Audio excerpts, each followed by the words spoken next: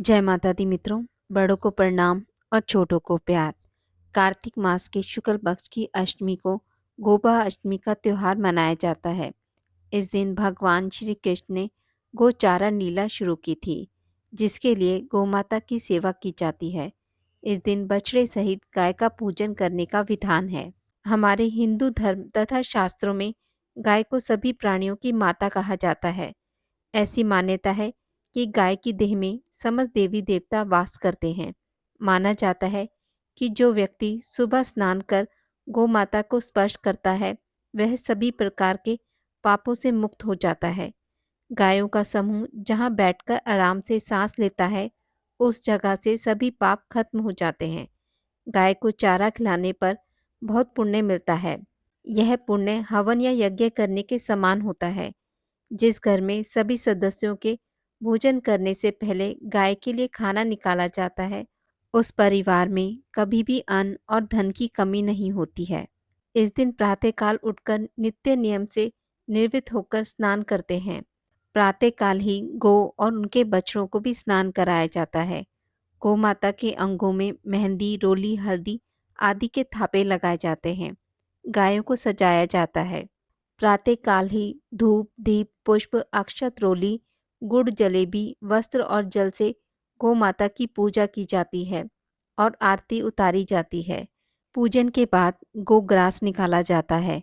गौ माता की परिक्रमा की जाती है। परिक्रमा के बाद गौ माता के साथ कुछ देर तक चला जाता है। गोपाष्टमी की व्रत कथा। एक समय की बात है जब भगवान श्री कृष्ण ने अपने छठे वर्ष में कदम रखा था। तब वे अपनी मैया यशोदा से जिद करने लगे कि वे अब बड़े हो गए हैं और बछड़े को चराने के बजाय वे गैया चराना चाहते हैं। उनके हट के आगे मैया को हार माननी पड़ी और मैया ने उन्हें अपने पिता नंद बाबा के पास इसकी आज्ञा लाने भेज दिया।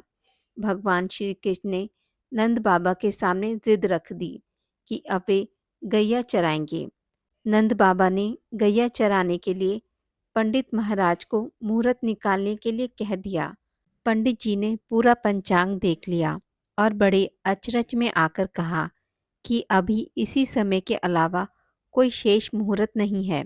अगले बरस तक शायद भगवान की इच्छा के आगे कोई मुहूर्त क्या था।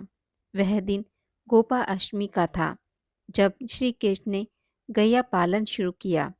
उस दिन माता ने अपने कान्हा को बहुत सुंदर तैयार किया। मोर मुकुट लगाया, पैरों में घुंघरू पहनाए और सुंदर पादुका पहनने को दी। लेकिन कान्हा ने वह पादुकाएं नहीं पहनी। उन्होंने मैया से कहा, अगर तुम इन सभी गैया को चरण पादुका पैरों में बांधोगी तभी मैं यह पहनूंगा। मैया यह देखकर भावुक हो जाती हैं और कृष्ण बिना पैरों में कुछ पहने अपनी गैया को चारण के लिए ले जाते हैं। उस दिन कार्तिक मास के शुक्ल पक्ष की अष्टमी तिथि थी। भगवान द्वारा उस दिन गाय चारण आरंभ करने की वजह से इसे गोपाष्टमी कहा गया। आज की इस वीडियो में बस इतना ही। मित्रों, अगर आपको मेरी वीडियोस पसंद आती हैं तो इसे लाइक और शेयर ज़रूर करें और पूजा पाठ से जुड़ी जानकारी के लिए मेरे चैनल को सब्सक्राइब करना ना भूलें। धन्यवाद।